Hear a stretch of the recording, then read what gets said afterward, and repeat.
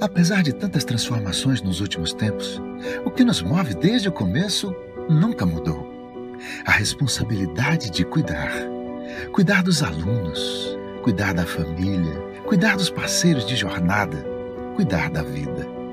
Essa é a essência do Vitória Regia. Reconhecer os alunos como protagonistas do seu conhecimento, a família como o forte alicerce socioemocional, os educadores enquanto potência de possibilidades infinitas para fazer do mundo o melhor lugar para vivermos. Sim, a distância ainda faz parte da nossa realidade, mas acreditamos que mesmo quando os braços não podem se encontrar, os corações podem se abraçar. Sinta o nosso abraço e continue contando conosco para oferecer o que há de melhor para o seu filho, nosso aluno. Colégio Vitória Regia, um lugar para ser você.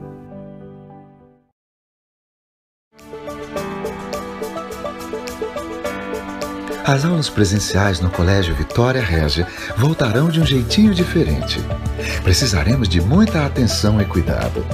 Em todos os acessos para os anexos da educação infantil, ensino fundamental e ensino médio, seguiremos os protocolos de biossegurança. O uso da máscara será obrigatório em todos os espaços da escola, bem como as medidas de distanciamento social e o incentivo constante à higienização das mãos. Os bebedouros estarão ativados apenas para encher as garrafinhas dos estudantes de modo individual. Toda a escola está sinalizada com os adesivos de distanciamento, respeitando sempre a distância de 1,5 metro. Na sala de aula, será mantida esta mesma distância entre as carteiras. Teremos uma escala para os alunos. O objetivo é evitar aglomerações. Continuaremos com o ensino híbrido. Teremos aulas presenciais e remotas ao mesmo tempo. O aluno poderá estudar da forma que a sua família escolher. Sejamos cuidadosos e atentos. Estamos zelando pelo aprendizado, saúde e bem-estar dos nossos alunos. Seja nosso parceiro nesta caminhada. Colégio Vitória Regia, sempre ao seu lado para você seguir em frente. Quem ama o que faz, sabe cuidar e proteger. No Vitória Regia, nossos alunos são cercados de incríveis oportunidades de aprendizagem, mas também de todos os cuidados para com seu bem-estar físico e emocional. Em um ambiente seguro e acolhedor, todos aprendem que cuidar dos outros é cuidar de si mesmo. Nossos estudantes são incentivados diariamente a nunca desistirem dos seus sonhos. Sua formação acadêmica é atrelada ao seu projeto de vida, sempre pautado em valores humanos e nas melhores escolhas pessoais e profissionais. Prepare-se para viver conosco uma jornada incrível de conhecimento. Faça parte da nossa família. Vitória Regia. Matrículas abertas.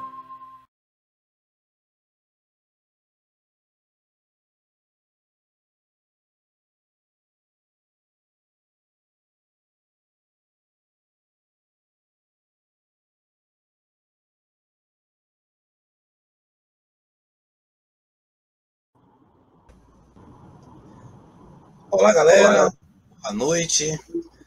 Sejam bem-vindos a essa live maravilhosa que o Vitória Regia está proporcionando para vocês. Hoje estou aqui do meu lado aqui com essa sumidade da língua portuguesa, a professora Rosana, né?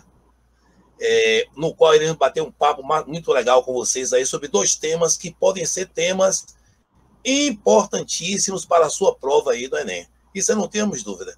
Por exemplo, nós temos aí o tema que nós vamos discutir, uberização do trabalho, e outro tema, crise hídrica, que tem afetado muita gente aí nos últimos dias, né?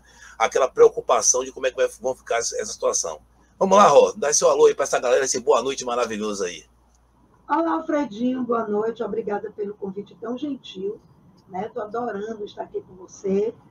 E vamos que vamos. Agora, como é que nós vamos linkar os nossos trabalhos?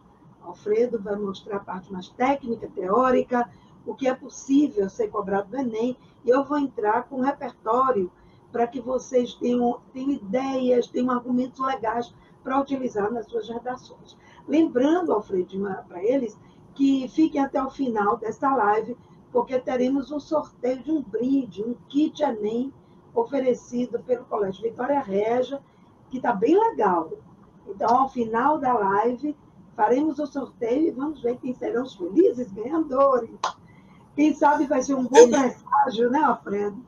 Com certeza, não tenha dúvida que a gente vai fazer aquela live para a gente botar esses meninos na cara do gol, né? A gente vai dizer assim, agora só bota para dentro da bola que já foi gol, já estamos classificados, já é outro turno. E a gente vai começar aí, agora debatendo aí, eu vou começar a fazer um breve diálogo aqui com relação à crise hídrica, né? E crise energética. E a qualquer momento você pode intervir, porque aqui, na verdade, a gente vai estar trocando essas ideias aqui com os meninos. E a ideia realmente final é que eles arrumem não só a parte de conteúdo, mas como também tem aquela noção de como ele organizar esse conteúdo para ele poder fazer aquela redação, nota acima de 999, que você vai fazer com que ele consiga chegar lá. Beleza? Vamos lá, gente. Então, gente, hoje, um dos temas que tem sido assim, muito debatido no nosso dia a dia é a questão da crise hídrica. E quando a gente fala em crise hídrica, o que é que vem à nossa mente? O que é que vem à nossa mente, né? Vem que os reservatórios estão com baixos níveis de água. E aí existe uma questão que é importante. Por que esses níveis de água eles se encontram muito baixos? Se você for observar, nós estamos visualizando o mapa aí, que nós temos aí uma coisa chamada rios aéreos, também chamado de rios voadores. Na verdade, isso aí nada mais é do que as massas de ar que penetram no território nacional, especificamente é a massa equatorial atlântica, que é uma massa quente e úmida, que joga umidade provocando chuvas. Vocês já viram falar num fenômeno, a galera que está em casa, que é a galera que está na escola, nossos alunos, e também que não é aluno, porque o professor de geografia de vocês já deve também ter citado, né? Um fenômeno conhecido como oscilação decanal do Pacífico. Esse fenômeno, na verdade, é que vai a cada 10 anos a gente tem uma mudança a nível do comportamento em si, do clima, como ele vai se comportar a nível de o Lanina e o El Nino. O El Nino seria o aquecimento das águas do Pacífico, que vai provocar alterações dentro do continente. E o Lanina seria, na verdade, o contrário, o efeito contrário, o resfriamento. Só para vocês terem ideia, o Brasil é um país de clima tropical. Todo mundo sabe, de uma forma geral, generalizada. Porque, na verdade, o predomínio do clima tropical, na parte do interior do Brasil, vai fazer com que vai ter uma característica que seja peculiar. Aí você pergunta, Feu, me diz aí, meu gatão, que é isso que tão peculiar que tem esse clima? É que a gente geralmente não se liga mais às chuvas de verão. O clima tropical, que é o tropical típico, ou semi-úmido, aquele clima do Brasil Central, que é o que domina a maior parte do território brasileiro, ele é caracterizado pelas chuvas de verão e com o inverno seco. Ah, então tem explicação aí nisso tudo, porque você vai visualizar que nesse momento que nós estávamos passando agora, que era o momento do inverno, que nós acabamos de sair do inverno, entramos na primavera, nós tivemos uma seca prolongada, né?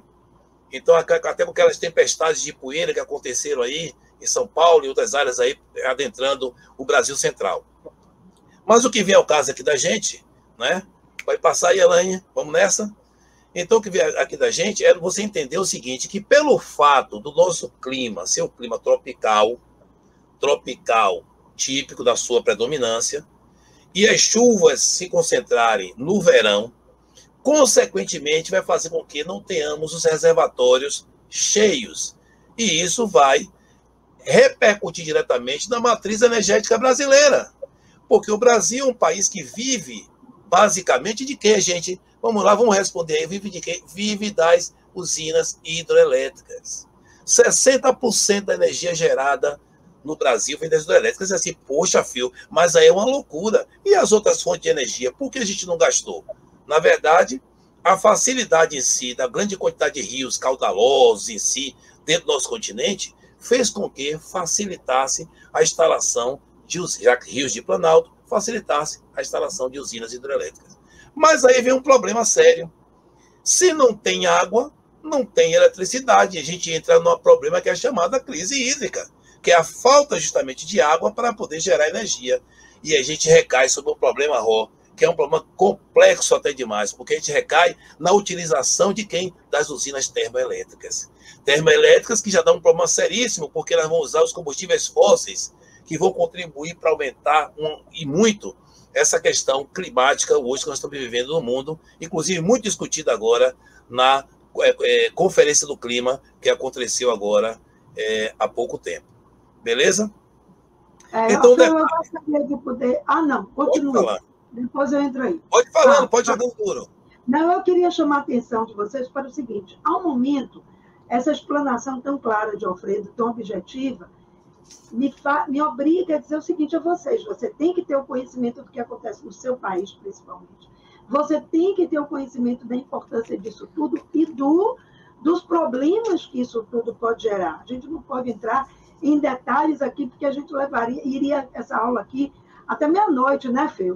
Com certeza, não tenho dúvida. É aí que eu vou entrar com vocês já, trazendo um repertório de ideias do que, se for uma redação, caso eles coloquem como tema passos, necessidades, caminhos para se combater a crise hídrica no Brasil, é aí que eu vou entrar. Ouça o resto que Alfredo vai falar sobre a crise hídrica.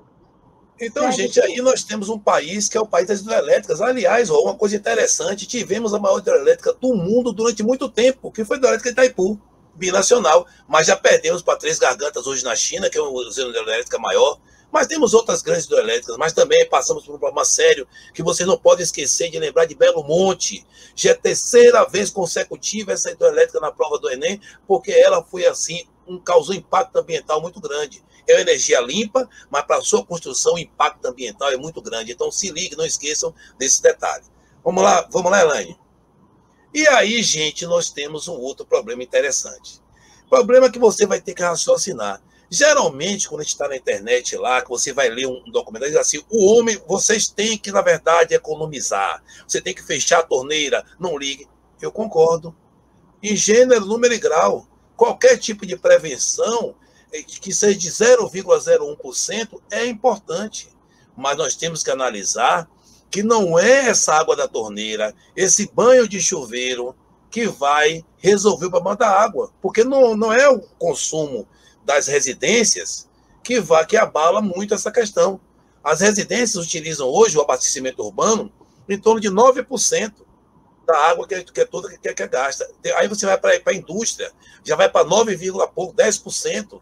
A mineração, aí você chega no pior, que é o abastecimento animal e a irrigação. Quando você pega o abastecimento animal e irrigação, você vai para quase 80% do consumo da água. E aí, o que é que acontece? É um problema que a gente, como diz o outro, é uma faca de dois legumes. Porque o Brasil, na pandemia, eu sempre tenho frisado isso com vocês, você não pode esquecer lá na prova do Enem, 3 a 4 questões de agricultura.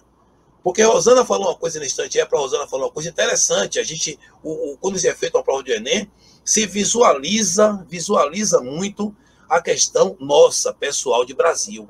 E o Brasil, com todos os problemas que passou durante a pandemia, uma coisa foi muito bem, que foi a agricultura, foram as commodities, foi na verdade, esse impulsionamento que nós tivemos com a produção de soja, de algodão, de milho, né?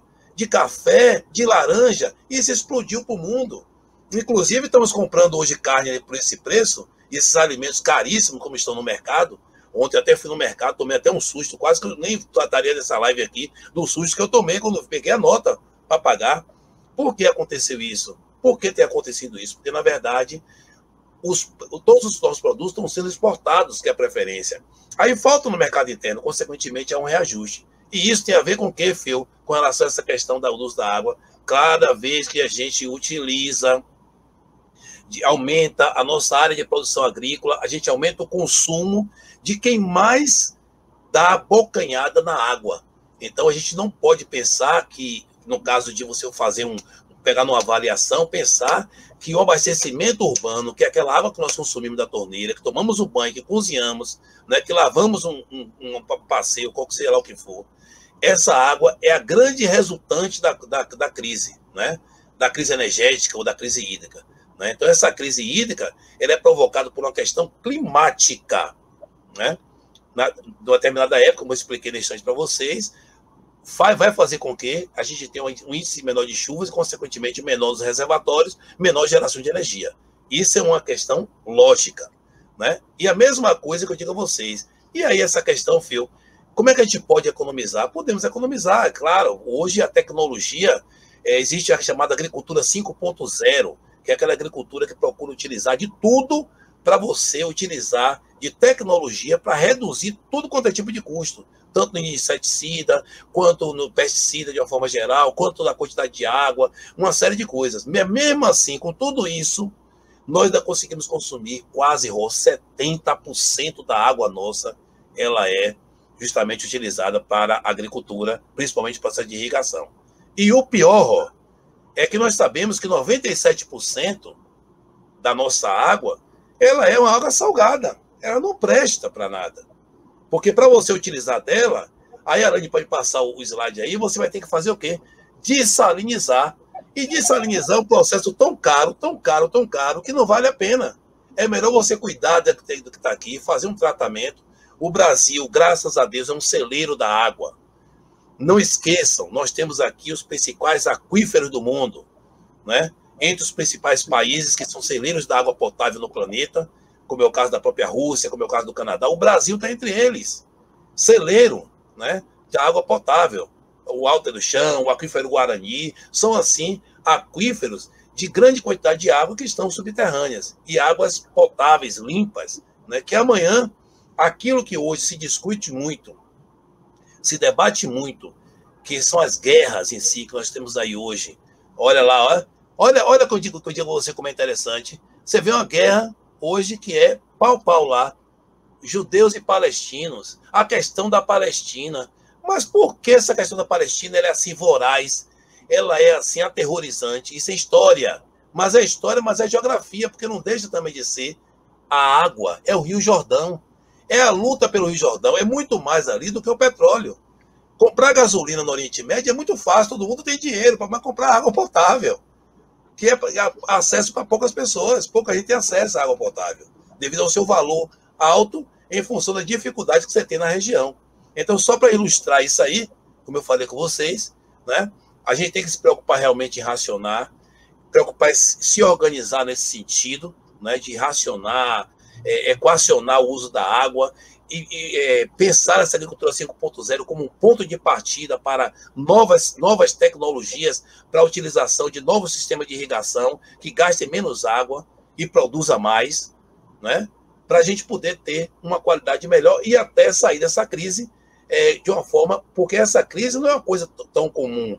Ela apareceu uma em 2010, 2014, que foi aquela época do apagão, que a gente ficava todo mundo apagando a luz, mas não é. A gente tem que lembrar que não é a questão da gente, né? Como eu frisei bem. Tem outros setores da economia que, na verdade, consomem muita água e que poderiam, de certa forma, aliviar essa tensão. Vamos lá, Elaine. Eu vou entrar aqui. Volta, Elaine. Volta aí, Elaine. Elaine, agora você, por favor, compartilhe o meu PowerPoint. Deixa eu entrar aqui um pouquinho na fala de Feu. Excelente a explanação que ele fez uma síntese de problemas muito sérios e de uma forma muito compactada, muito clara e muito objetiva. Aí vocês vão te perguntar, e como isso seria cobrado numa prova de redação do Enem? Bom, a gente não pode perder de vista, não, Elânia, não é esse não. A gente não pode perder de vista, vá subindo, a gente não pode perder de vista, não, meu bem, peraí, deixa a Elânia aí. Não, crise hídrica, sobe mais um pouquinho, pronto. Não, a anterior a essa, a primeira. Vamos ver, deixa aí um pouquinho. Aí vocês vão te perguntar, como, obrigada, Elânia, como numa prova de redação eu vou falar sobre isso?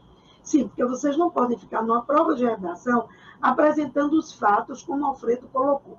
Fatos numa prova de redação são importantíssimos, mas a gente não pode perder de vista que a dissertação argumentativa é, antes de mais nada, uma análise crítica de uma situação posta. São problemas sociais sérios e que exigem de cada concorrente no Enem que ele se posicione criticamente em relação a essas questões. Então, sabe, o que Alfredo diz, o que Feu diz aí, fantástico. Agora você pensa, e na prova de redação, como eu faria? Bem, em primeiro lugar, você tem que se colocar, você tem que olhar, ter uma visão da proposta. Lembrem-se, eu sempre tenho falado isso, os professores de redação de outras escolas devem falar também, que as palavras-chave que se encontram na proposta são elas que vão dar um norte para a sua redação. Eles vão pedir o quê? Que você fale sobre a crise hídrica. Ora, você vai fazer um artigo de opinião, uma resenha. Não é isso que o Enem quer. Ele quer um texto dissertativo argumentativo. Que significa o quê? Você ter fatos, Alfredo trouxe todos eles, mas você precisa ter argumentos pessoais que deem sustentação a esses fatos. Ou então, você apresenta uma ideia sua e traz os fatos, né, que Alfredo colocou aí, por exemplo, para trabalhar a ideia da crise hídrica. Por exemplo, Alfredo deixa bem claro que não é uma questão do cidadão, não é responsabilidade, na verdade, do consumo que se faz em nossas casas, mas provavelmente o Enem vai cobrar por aí.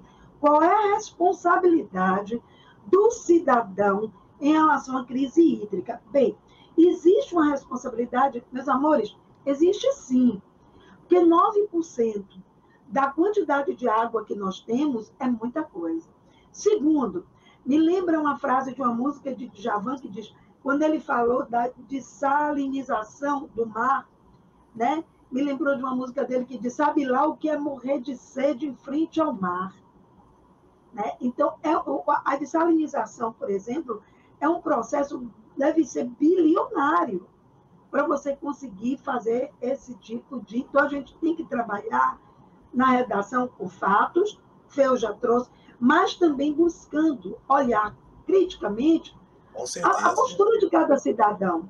Então, o que é que você vai falar sobre isso? Você fica meia hora dentro de um banheiro lavando o cabelo, fazendo não sei o quê, né? Fica lá lavando o carro com a mangueira. Tchau, tchau, tchau, tchau. Pelo amor de Deus. Você não tem esse direito. Porque existe uma coisa séria que está acontecendo no mundo inteiro, e esta coisa seríssima chama-se um soco na cara do meio ambiente. Então, tudo o que está acontecendo em termos de meio ambiente, o desrespeito, a ganância que tem produzido um efeito cascata na camada de ozônio, um efeito que... Isso tudo contribui também para o desvio de rios. Você vê rios que, historicamente, meu Deus, eram rios onde se navegava, hoje viraram um solo árido, um solo todo rachado. O meio de sobrevivência do povo foi. Isso vem de onde? Isso eu estou falando para a prova de redação.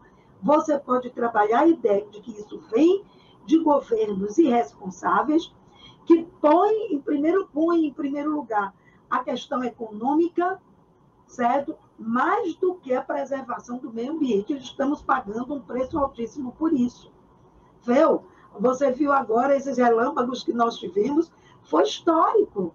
Né? Não vou revelar minha idade, porque eu não sou maluca, mas eu sou um pouquinho mais velha do que a maioria de vocês aí. Hein? Deixa de Foi ser minha professora querida, amada. Tenho muito orgulho disso. Muito obrigada, te amo. Então, assim, você veja, eu fiz um resumo aí do que você pode usar numa redação. Crise hídrica, né? O desperdício de água é uma realidade, sim. As pessoas desperdiçam, sim. Até a questão da agricultura, que é super importante, cresceu, mas teve um preço. Teve um preço, porque tiveram que desviar muitos rios para irrigar essas terras, sem um planejamento prévio. Não sei se o Alfredo vai concordar com... É a ideia que eu tenho. Se eu fosse fazer uma redação, eu diria isso. Mas quem tem um conhecimento técnico, Feu, é você. Se eu estiver errada, você me diz, tá? Então, eles desviam essa água para irrigar. A soja dá uma beleza, o plantio de laranja também, mas a que preço? Será, Feu, eu queria até saber de você, será que o uso desta água não está sendo feito de uma forma pouco planejada, de uma forma que realmente está contribuindo para essa crise que está aí, porque não podemos perder de vista que, no final de contas, essa conta vai cair no colinho do consumidor, como estamos vendo aí. Gostei dessa colocação que você fez aí, meu irmão. Essa colocação que você fez foi perfeita. é você linkar o tema às questões em si do dia a dia, né? Então, por exemplo, a gente não está pagando a conta Bandeira Vermelha 2 hoje à toa. A gente está pagando porque alguém está contribuindo para a gente pagar. Ah, o clima contribuiu, tudo bem, é uma parte. E a outra parte, é como você falou, é você olhar também que nós temos a parcela de culpa no processo, né? Quando você pega o conjunto, na formação do conjunto, que a gente está analisando, a gente olha que o homem é ele que está ali infiltrado naquele processo, que acima de tudo ele também tem uma parcela de culpa muito grande. Sem dúvida nenhuma. E Fel, como eu boto aí, no século XX, o consumo de água aumentou 6 vezes. 6 vezes é muita coisa para uma população de quantos milhões de pessoas, né? Outra coisa que você pode utilizar na sua compra para um tema desse, que seria a responsabilidade de cada cidadão no momento do voto. Eu nunca fiz isso, mas agora eu vou fazer. Quem é que, na hora de votar para um candidato, olha quais são os projetos que ele tem em relação à questão da crise hídrica, da crise energética? Isso, numa prova de redação, é super importante. Você pode ir por esse viés na conclusão, que você vai se dar bem, não ofendendo ninguém, mas falando da questão da conscientização cidadã, porque o Enem é isso, é trazer um problema social, mas tem sido assim neste governo, não é nenhuma crítica ao governo, apenas que tem sido assim. Cada governo tem a sua política, e a política atualmente é essa, de não colocar o governo federal contra a parede, porque existe uma responsabilidade cidadão nisso tudo. Você tem que entrar aí, porque aí vai entrar você e o que você pensa, e o que você observa. Está na hora de parar de botar a cabeça debaixo da terra, feito avestruz, para não ver o que está acontecendo. Porque isso que está acontecendo é monstruoso. Quantos incêndios, quanta destruição do equilíbrio ecológico, da questão do animal que morre. Hein? Uma coisa que você falou aí, que é só para dar uma pinceladazinha, que é importantíssima no que você falou. Beleza. Você falou quanta coisa está acontecendo. Você falou aí quanta coisa está acontecendo. Por exemplo, um tema que tem sido assim, um tema muito importante nessa discussão do Enem desse ano aí, questão do desmatamento desenfreado, né? E também, você está falando das queimadas. Nós tivemos aí uma quantidade de queimadas que foi acima do normal. Tem que lembrar sempre, eu sempre gosto de frisar isso, que essas queimadas, mesmo se a gente tivesse todo o cuidado, elas iriam acontecer. Elas iriam acontecer, porque é normal da questão climática, chove menos, como a gente falou aqui, o clima tropical nessa época ali forma uma célula mais seca naquela parte ali do interior do Brasil, então ia ter queimada no Pantanal. Agora, daí a você ter gente ampliando esse processo, você já está queimando mesmo, toca fogo no resto, que é para a gente utilizar até para áreas agrícolas. Então você falou uma coisa aí e eu me lembrei. Isso é muito legal. A nossa parceria, como a gente está dialogando, né? Sua fala com a minha, isso é muito importante. Porque, gente, o que Alfredo diz é uma verdade. Alguns incêndios aconteceriam normalmente, mas aconteceriam porque a gente já tem um meio ambiente vilipendiado, gente. Um meio ambiente maltratado, gente. Um meio ambiente que ninguém dá valor. A gente tem uma riqueza de uma Mata Atlântica fantástica, animais raríssimos. Cada animal desse ele tem uma função no ambiente em que eles vivem.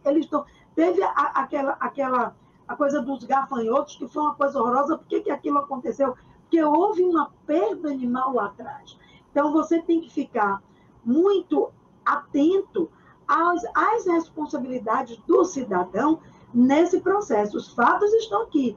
Fel está dizendo, cabe a mim fazer o papel de advogada do diabo até, que tirando do diabo não, advogada mesmo, no sentido de mostrar que cada um de nós, eu, você, que está nos ouvindo, todos nós temos uma pequena responsabilidade nisso, pequena que seja, porque é através da educação cidadã que a gente consegue melhorar a questão da crise hídrica, da crise energética, porque nós temos o poder nas mãos. Quem escolhe, quem está nos representando, somos nós. Pesquisar, procurar ver projetos, isso aí entra na conclusão da sua redação. Porque pelo que Fel disse, e pelo que eu estou trazendo para vocês, vocês vão dar show de bola. no processo Com argumentativo. certeza. Você tem fatos e você tem ideias suas que você pode jogar, as que estão aqui. Passa aí, Elane, rapidinho. A crise energética ficou muito pequenininho. Bom, na verdade, isso aí que eu falo, viu, gente, da crise energética, ela tem muito a ver. As medidas adotadas pelo governo para conter a crise energética atual estão voltadas para a redução voluntária do consumo de energia pela população. Então, tem uma responsabilidade. Esses vídeos, esses PowerPoints que nós preparamos para vocês com tanto carinho, infelizmente o espaço às vezes impede que a gente chegue melhor, mas as aulas vão ficar gravadas e vamos disponibilizar, eu e Feu, os nossos PowerPoints. Eu trabalho mais com a escrita e Feu trabalha mais com a imagem, trazendo os fatos. Então, vamos nos completando por aqui, tá bom? Pode seguir. Beleza. Vamos passar para o próximo aí agora. Volta no slide anterior. Tá ótimo aí, porque a gente está tendo uma visão bacana de como é o processo, né? A parte técnica e a parte de como descrever a parte técnica dentro da prova do Enem, né? Isso é importantíssimo. Vamos lá, gente. Aí. Gente, olha, esse é um tema assim que eu estou apostando muito esse ano, inclusive porque na FUVEST já veio questão esse ano falando sobre esse tema, né? Durante a pandemia, nós vivenciamos um momento assim, um momento bem, bem complicado para todo mundo. A gente pensou que isso nunca ia acabar, né? A gente pensou que ia ser uma coisa bestinha, mas depois a gente viu que realmente a coisa começou a degringolar e começou a perder tempo. Mas, na verdade, assim, na França, né, durante o período na França, foi um período assim importante quando a gente fala desse termo uberização do trabalho. Isso não é uma coisa muito recente, não. Na década de 80, vamos dizer assim, na década de 80, já começava a se discutir algumas novas relações de trabalho. Eu vou depois deixar com o Rob ela falar um pouquinho sobre a precarização, tá bom? Você vai ficar responsável por falar um pouquinho sobre essa precarização depois que eu falar isso aqui.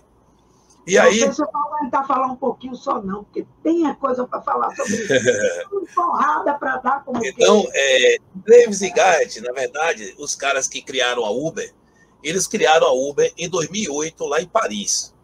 Uma empresa que os caras tinham a necessidade de criar uma empresa nova em função da dificuldade que tiveram um dia, uma noite chuvosa, de pegar um transporte para voltar para casa. E aí, sério, pensaram naquilo, ficou aquela ideia, e aquela ideia ela veio entrar em operação inicialmente em março, lá em São Francisco, nos Estados Unidos, em março de 2009. Isso é mais ou menos isso aí. Mas em 2010, no meio do ano de 2010, acontece a primeira viagem nos Estados Unidos com o aplicativo funcionando. Era o início do início de todo o processo de uberização. Era a uberização do trabalho. Como é que começa essa questão dessa dinâmica, dessa uberização do trabalho? Vamos passando aí. Passar o slide. Pronto, olha lá. Define-se uma relação de trabalho contemporânea que se vende um serviço para alguém de forma independente, sem intermediação de empresas, em geral via internet. Poxa, o cara criou um negócio que no Brasil só começou a ter um pontapé inicial 2014, 2015, já tinha muito tempo de lançado, 2014, é verdade, quando começa o Uber no Brasil, 2014, somente no eixo Rio-São Paulo, nas chamadas metrópoles nacionais. Então começa o processo de uberização aí no Uber no Brasil. Mas é a primeira relação de trabalho onde você não tem praticamente vínculo com nada.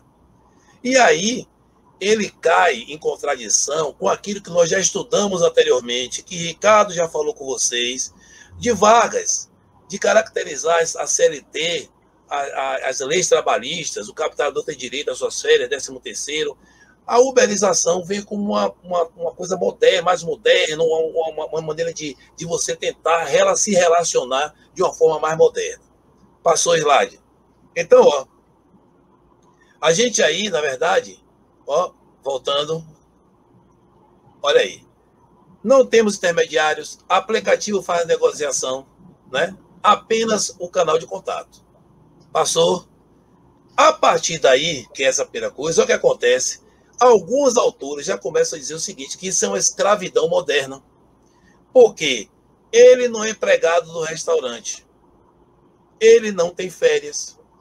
Ele não folga fim de semana. Pelo contrário, fim de semana que as entregas são maiores, é onde o motorista do aplicativo roda mais, né? Apesar de que as pessoas pensam que uberização só é o motorista de Uber.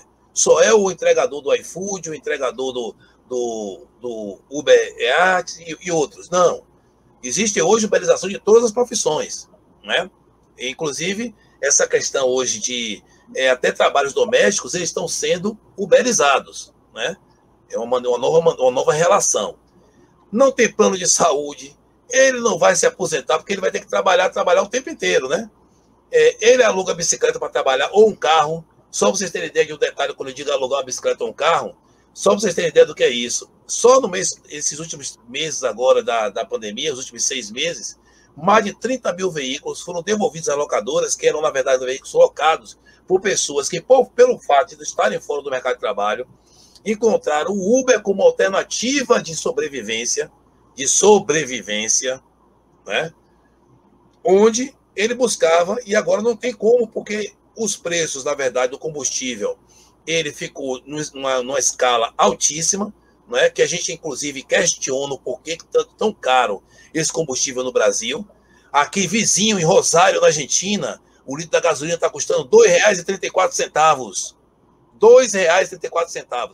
R$ 1 só mais caro, já na bomba, que o preço que a Petrobras hoje produz a gasolina. E a Petrobras, inclusive, vocês viram que está fazendo uma crítica muito pesada para combater o que o governo diz, que a culpa é da Petrobras e dos governadores, do ICMS. A Petrobras está mostrando que ela está vendendo barata a gasolina dela e que, na verdade, está vendo muita gente que está comendo dinheiro aí nesse processo até chegar ao consumidor final. Quer falar alguma coisa, Ró?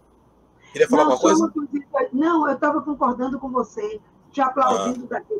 Lembrando que uma pessoa que aluga um carro para Uber, ela paga pelo aluguel do carro uma média de R$ 1.200. Para corridas que custam R$ 7, R$ 15, R$ 16. O cara tem que trabalhar 12, 15 horas seguidas para sobreviver. Se ele quiser tirar um pouco, e às vezes ele dá os R$ 1.200 e fica com 500, é desumano, só isso. Depois você falou tudo aí, é muito desumano. Inclusive, por experiência própria, eu peguei um Uber tem mais ou menos umas 3 semanas, e quando chegou ao local de destino, dava um total de R$ 9,30 e poucos centavos o Uber, e o rapaz falou assim: meu senhor, olha a colocação que ele me fez, meu senhor, o senhor sabe quanto é que eu estou ganhando nessa corrida aqui? Ele falou: eu estou ganhando aqui nessa corrida, depois que eu tiro tudo aqui, R$ 1,20. O senhor entendeu? Eu tenho que fazer 10 corridas igual do senhor para eu ganhar R$ 12. Aí como é que a gente vê os preços dos alimentos escalonados que estão, né? Aí você vê uma situação como essa, né? Onde a gente não tem, onde o cara não tem outra alternativa, porque nós estamos hoje no Brasil, estamos com 15 milhões aproximadamente de desempregados, 15 milhões de desempregados. Isso não é brincadeira. Se você tem esse mundo de desempregados hoje, você não tem a economia que está girando, não está rodando capital. Então, se não roda capital, prende tudo, a inflação é tudo. Uma coisa puxa a outra. Verdade. A única coisa que nós temos hoje aqui ainda, que está dando ainda era a questão alimentar. A gente já falei na instante com vocês aqui, que a gente está com um processo hoje que é complicado, porque hoje é muito mais vantagem exportar, botar a mercadoria para fora, as commodities, porque está tudo em alta, o dólar está em alta, está lá em cima. Então, para o cara que está aqui, está exportando, observe o que eu falei na instante também, né? Com relação à carne, é o mesmo processo. A gente hoje, para comer carne no Brasil, está um sufoco. A carne com preço lá em cima. Em compensação, vai melhorar agora, porque a China está deixando de comprar na mão do Brasil por causa da volta daquele processo da vaca louca. Aí, por causa de 2 casos de vaca louca no Brasil, a China disse assim: eu não vou comprar por enquanto. Tem 3 ou 4 semanas que a China não compra carne na mão do Brasil, a carne vai ficar infusada e a gente vai conseguir comprar carne a partir de agora. Mas se não, continuaríamos nessa vibe de tentar aquela carne que a gente sempre comeu, substituir, né? E fazer churrasco agora de chupa-molho, né? Porque, pelo amor de Deus, osso, porque diz que a coisa tá meio complicada, né? Então, ó, ele não é empregado da empresa de entrega.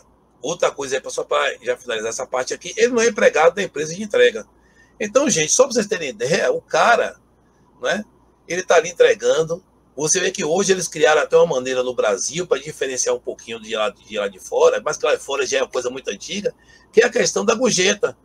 Aí você vai observar quando você pede um iFood, depois você pode dar R$2, R$5 para o entregador, porque é para amenizar esse sofrimento, né? Já que a gente sabe que isso aí não é brincadeira. Uma noite de chuva, sem a pessoa como nós tivemos aqui em Salvador, que Rosana até falou nos dias que estava relampejando aqui, né? Que foi aquele que há muito tempo a gente não viu uma questão climática, né, de tempo, de tempo, né, que é o estado de momento da atmosfera, de tempo como aquela. Imagine o cara que está entregando, que tem que trabalhar ali para levar uma comida para dentro de casa. Então o cara está se sujeitando àquele temporal, aquela coisa toda, com um isopor nas costas, correndo para cima e para baixo para ganhar, na verdade, uma mixaria. Ele não é empregado de quem encomenda. Ou seja, ele não tem relação com nada. Ele simplesmente é um entregador que ganha pelo que ele produz. Se ele ficar doente, não tem quem trabalhe para dar aquela comida a ele. Então, é uma relação que precisa ser reestudada, ressignificada em nosso país, né? Que eu depois vou pedir até para a Rosana falar um pouquinho uma experiência de uma leitura que ela já fez sobre algumas coisas do exterior, para dar um exemplo para os meninos de como é que essa coisa funciona. Vamos lá, Elaine. Para encerrar aqui, eu vou passar a bola para a Rô daqui a pouco aqui. Vamos lá. Então, aí, eu tenho um exemplo aí, ó. Maria Luísa Abreu, 31 anos, deixou o emprego de professora de geografia. Ela deixou, mas o meu não deixo, não. Vou continuar sendo professor de geografia eternamente. Em 2013, hoje se dedica à produção de vídeos, mesmo em horário fixo ou salário. Sem horário fixo ou salário. Aí ela tem os prós, né? Você tem alternativa para o desemprego, você tem liberdade para escolher o seu horário de trabalho. Isso é vantagem. Flexibilidade, você é o seu próprio chefe, eu trabalho hoje se eu quiser, se eu não quiser, não trabalho, né? Foco no resultado, se você tiver com objetivo para trabalhar, você pode trabalhar bem mais para ganhar, que a gente sabe que não é também tão assim para ganhar, é muito difícil, e possibilidade de aumentar a renda. Passou? Aí a gente vem aqui, para finalizar essa parte nossa, olha aqui, ó, o Wallace Viana, 50 anos, passou 13 anos dele com carteira assinada. Vive hoje na prestação de serviço, o que obriga a enfrentar uma grande oscilação da renda. Sabe por quê?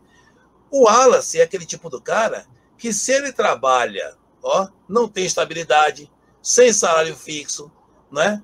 Depende do esforço ativo dele, falta de legislação, não tem CLT, possível precarização do trabalho, que é o que Rosana vai falar um pouquinho para vocês, porque é um termo que vocês não podem deixar de estar ligados, porque isso aí vai estar na sua prova. Vai estar na sua prova, precarização, com certeza. Pode me cobrar depois, com certeza, não tenha dúvida, né? Então, essa oscilação de renda de Wallace é uma coisa que preocupa, mas, ao mesmo tempo, é uma das poucas alternativas que se tem esse processo hoje. Inclusive, em São Paulo, até professores estão trabalhando uberizados. Já surgiu a classe uberizada. Claro que eles também cobram bem mais, porque eles sabem que não tem garantia. Eles dizem, não, minha aula vai ser não sei quanto, porque eu não tenho garantia. Então, para aquele pouco que ele trabalha, compense aquilo que ele vai ficar sem trabalhar. Então, em todas as profissões hoje, já existe esse processo de uberização. Eu queria, Rô, que você desse uma pincelada nessa questão aí, para a gente dar fechar isso aí, depois você dar essa organizada com relação à redação, como é que ficaria? É isso. Eu vou dar uma pincelada porque eu acho muito necessário, mesmo porque isso vai enriquecer muito o repertório deles em termos de conhecimento. Eu vou começar falando por algo que eu comentei com Alfredo, e pelo que ele falou, eu acho que vale a pena. Em primeiro lugar, a gente tem que entender que o processo da uberização, como tudo que acontece às vezes no Brasil, se copia a coisa e quer plantar essa coisa, certo? Da forma errada, contanto que o lucro não seja perdido. Porque, vou dar um exemplo muito rápido para vocês. Na Austrália, os trabalhos são, entre aspas, uberizados. Tem muita gente que trabalha por conta própria, só que tem um detalhe. O valor da hora trabalhada, ele é um valor único para todos. Você chama um cara para fazer um serviço elétrico na sua casa, só de ele instalar o valor é X. Parece-me que $60, ele ganha $60. Ele tem um salário mínimo pago pelo governo, que corresponde a coisa de 2.000 e poucos reais em real, e ele ganha, aí ele escolhe onde ele vai trabalhar. Então, se ele trabalhar 5, fizer 5 visitas na casa, ele ganha $200, transforma isso em $200 num dia. Então, esse cara, para você ter uma ideia, um caminhoneiro na Austrália, só para ele sair com o caminhão dele viajar, são $400. Se ele dormir no lugar, pode ser na boleia do caminhão, pode ser até no hotelzinho, se ele dormir, $60 por noite dormida fora de casa. Cada vez que ele vai descarregar, $40. Quando ele descarrega, $25. No final, o cara ganha mais, porque tem muito médico aqui. A questão é que existe uma coisa chamada respeito pelo trabalhador. Ele é um trabalhador. Ele não tem um vínculo com a empresa, mas ele tem um vínculo com a pessoa para quem ele está prestando serviço e tem um valor que ele estipula dele, que ele sabe quanto vai ganhar. Então, é muito diferente do que acontece aqui. E aí eu chamo a atenção para uma questão muito séria, porque esse desemprego estrutural que nós estamos vivendo hoje é um processo, sem dúvida, que vem da globalização.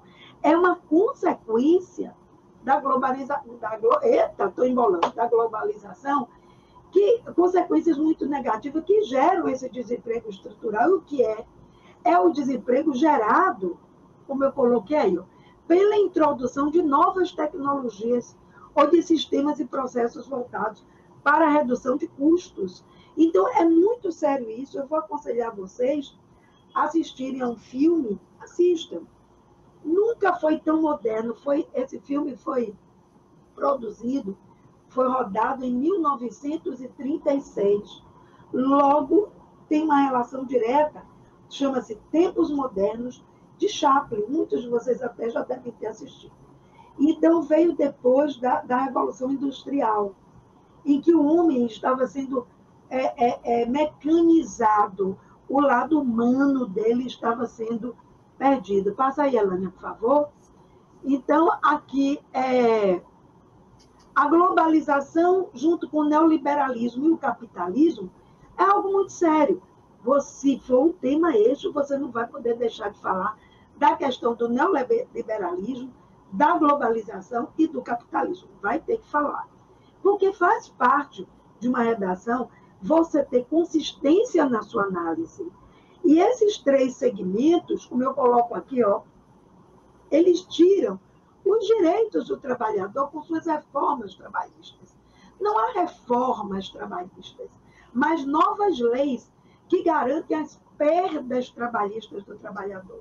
Quer dizer, o capitalismo usa a globalização como uma ferramenta de lucro, de ganância. O que o Uber é hoje? Nada mais do que uma relação, uma parceria que vem da globalização. Né? Então, vamos implantar aqui também, embora a empresa seja internacional, mas o cara é demitido, o cara tem que pagar o carro, o cara tem que entregar, se tiver, ele tem que arcar com os prejuízos. Tá? O cara sofre um acidente, problema dele, e quando ele tenta ligar para a empresa para falar, para conversar, não existe essa relação patrão-empregado, não existe essa relação recursos humanos, não existe. Ou seja, estão desumanizando a sociedade no Brasil, particularmente. Então, quando eu coloco aqui, isso leva a pior das consequências do desemprego. Alfredinho já disse aí, quantos milhões de brasileiros, né, gente? Com isso, pessoas sem aposentadoria, sem 13º salário e sem plano de saúde. Quando você pode fazer um link com a Constituição brasileira, todo cidadão brasileiro tem direito à moradia, alimentação, educação e saúde. Aonde? Aonde não? Onde? Né? Não é aonde, porque não é uma coisa passando. Está na Constituição. É uma coisa que, se o tema for esse, você pode montar nesse tema. Vou até avisando aí a galera que quem quiser fazer qualquer pergunta, pode. Nós disponibilizamos, eu e Feu, as respostas para vocês. Basta que vocês perguntem qualquer coisa que nós estaremos à disposição para responder. Então, o crescimento de tecnologias mais avançadas está chegando aí o 5G. Maravilha! são excelentes. Mas, gente, isso vai trazer uma mudança, vai gerar uma precarização do trabalho violenta. E a pandemia veio com um aviso, sei lá de quem, sei lá de onde, quer dizer, eu acho que sei de quem, mas não vou entrar na seara. O fato é que vem um aviso dizendo assim, novos tempos, a gente precisa se ressignificar, o cidadão precisa aprender que a tecnologia existe das duas uma. Ou você mergulha nela e aprende a sobreviver dela, ou tu está ferrado, meu irmão. Muito bem. Isso é um elemento que você tem que colocar, porque se eu não conseguisse, eu sempre digo, talvez alguns já tenham ouvido eu falar, mas eu vou repetir, porque deve haver pessoas aí que estão me ouvindo falar pela primeira vez. Tipo assim, nós, professores, aprendemos a pilotar um Boeing, daqueles super Boeings, lotado de gente, sem nunca ter visto uma cabine de comandante, e tinha que manter esse Boeing no ar. E nós mantivemos. Estamos aqui. Sabe por quê? Porque nos rendemos à tecnologia. Nos rendemos ao potencial tecnológico. Então, todo professor que conseguiu fazer isso, ele tem o seu valor. Então, isso vai acontecer em todas as camadas. E aí, passa aí, Elânia, para encerrar essa parte. Sobre a reforma trabalhista, por exemplo, ó, eles querem tirar direito, eles querem tirar o repouso remunerado, o 13º, saúde, assistência. Se a regulamentação ocorrer, acabará com grande parte desse tipo de serviço. Qual é a palavra que não pode faltar na sua redação? Caso você trabalhe essa questão da uberização, depois vamos falar da precarização. Qual é a palavra-chave? Respeito, humanidade, principalmente respeito a uma Constituição que não está sendo respeitada. É um direito. Ver pessoas entrando numa fila para pegar osso, pior, vendo o dono do açougue agora vender esse osso, o ser humano está perdendo a humanidade. Mas não esqueça que nas provas de redação você não tem que falar do ser humano no geral. Você tem que falar no Brasil, do comportamento do povo brasileiro. Tá? Falar alguma coisa? Você falou uma coisa interessante aí, viu? Uma coisa muito interessante que você falou aí no slide anterior sobre o 5G. Que realmente o 5G, para os alunos ficarem ligados na avaliação, se vier alguma questão, lembrar de uma coisa chamada Guerra Fria 2.0. Porque nós tivemos a primeira Guerra Fria hoje é a Guerra Fria da internet 5G, que vai mudar tudo. Ela vem com... Já que existe a internet revolucionou, agora vem a revolução da revolução. Né? Então a gente pode esperar uma loucura aí, como o Raul falou. E agora a gente tem que, como profissionais, procurar se moldar essa questão para poder continuar aí agindo no mercado, atuando no mercado de uma maneira muito tranquila, porque quando a gente vai se moldando, a gente vai vendo que isso tudo não é um bicho de sete cabeças, pelo contrário, ela veio até para ajudar, a facilitar muita coisa, né? Hoje em dia, até a facilidade para se aprender é muito grande. O material que você tem disponível hoje para se estudar é muito grande, né? Não é isso? Então, muita coisa hoje ela foi facilitada. Uhum. Eu coloquei aqui os prós da uberização, porque tudo tem um lado positivo e negativo, tá? Então, os prós, por exemplo, a alternativa para o desemprego é uma alternativa. É desumana, é cruel, mas é uma alternativa garantia de que o cara não vai passar fome, né? Vai ter que trocar o churrasco de carne pelo churrasco de ovo. Mas vamos lá. Liberdade para escolher horários e tarefas é uma coisa que se coloca como um prós. Mas eu discuto um pouquinho, não é essa liberdade toda, porque ou o cara trabalha 12, 14 horas por dia, ou ele não tem condições suficientes para ter uma vida estável. Flexibilidade, né? Você é o seu próprio chefe, isso é uma balela também. É um pró, que é uma balela para mim. Você não é seu próprio chefe. Se você não atender a expectativa da Uber, que é uma empresa multinacional, ele simplesmente bloqueia você. Então, é algo para discutir. É possibilidade de aumentar a renda e mais tempo para a vida pessoal. Super discutível, mas são prós. Se a Uber fosse plantada aqui, como ela é realmente em outros países, isso tudo seria absolutamente perfeito. Passa aí, Elânia. E os contra? Os contras? E aí eu trago aqui, não. E aí os contras, amiga? Não? Só os prós? Não, só botou os prós. Só botou, foi porque eu troquei. Então, os contras são o fato de que ele não é dono de si mesmo. Ele não tem um patrão, mas nem ele é patrão dele mesmo. Ele não tem muita... Isso é uma coisa que você deve botar na sua redação, caso o tema seja esse. Ele não tem essa liberdade toda de escolha. Eu acho que foi aqui, a flexibilidade era aqui. Você é seu próprio chefe, daqui em diante é que eram os contras. Porque você ser o seu próprio chefe é uma faca de dois legumes, como o Feu disse no início, né? Você é seu próprio chefe, tá bom. Mas se você não garante o seu salário, como é que fica? Se você não pode pagar um plano de saúde, como é que fica? E por aí vai uma discussão imensa. Vamos partir agora para a precarização. Só tem 5 minutos, viu? É mesmo? Você quer falar? Ou quer que eu vá? Não, você fala sobre precarização, depois a gente vai fazer as considerações finais, que ainda tem o sorteio. Pronto. Indo à precarização do trabalho, que argumentos podemos utilizar na prova de redação? Conflito das relações trabalhistas. Você não pode perder de vista que o operário tem um olhar. O operário quer melhores salários e condições de trabalho. É básico, é humano, é simples. Os empresários, não agravando a todos, porque sempre existem exceções, ele quer o aumento de lucro e expansão de suas empresas. Acabou-se. Como se deu início com a Revolução Industrial? A exploração do trabalho humano, mas a acumulação de riqueza, é igual à desigualdade social. Por isso que eu aconselho vocês a assistirem ao filme Tempos Modernos, certo? Porque, Elânia, por favor, poste aí no chat. Já foi postado, já foi postado, Rô.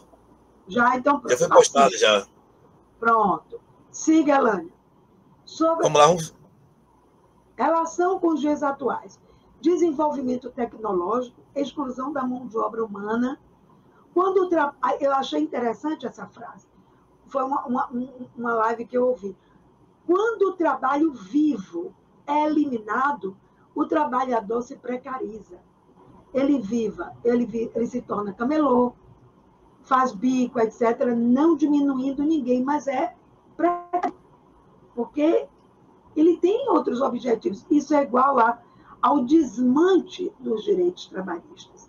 Que direitos trabalhistas? Porque em outros países existe a uberização, mas o governo paga ele todo mês o salário fixo, tipo um salário mínimo. E aqui, o cara que parte para ser camelô ou para fazer bico só ganha aquilo se ele trabalhar. Se ele não trabalhar, meu irmão, vai viver de cestas básicas oferecidas pelas pessoas. A uberização, a forma de precarização, já vimos por quê. Trabalho autônomo, desprovido de direitos trabalhistas. Quer dizer, eu sou autônomo, eu sou eletricista. Que direitos ele tem como eletricista caso ele sofra um acidente? Nenhum. Sofreu um acidente, meu irmão, vá para casa e cuide, problema seu. A desigualdade de gênero, eu gostaria de falar sobre isso. Na uberização, quem mais sofre são as mulheres. Quem mais sofrem são elas. Porque a desigualdade de gênero que atinge essas meninas, com esse tipo de trabalho, elas são vítimas de assédio de colegas, de clientes. Elas não podem trabalhar à noite, porque elas sozinhas é um negócio mais complicado, e a sua renda é 7% menor que a renda dos homens. Logo, trabalha o dobro para adquirir a renda. Isso é muito grave. Alânia?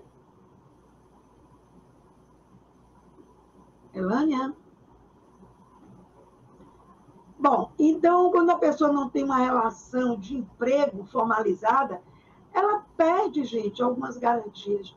Ela não recebe por horas extras, pode trabalhar 15 horas, não tem nenhuma garantia. É totalmente desamparado pela legislação. O desemprego é igual a pessoas que estão se submetendo a isso para ter uma renda mínima e sobreviver. Uberização, vivida pelos brasileiros, não evidencia uma solução prática e de curto prazo, visto que essa modalidade se encontra em expansão ainda, e de exploração, e de desrespeito, e de desumanização. Tem mais, minha amiga, ou eu encerro aqui? Beleza? Então vamos partir para o sorteio agora, né, galera? Vamos partir para o sorteio, a galera que assistiu a nossa live aí. Em meu lugar, também agradecer a direção do Instituto Vitória Régia, né? Agradecer a Débora, agradecer a Viviane, a galera que organizou todo esse processo, a Elaine,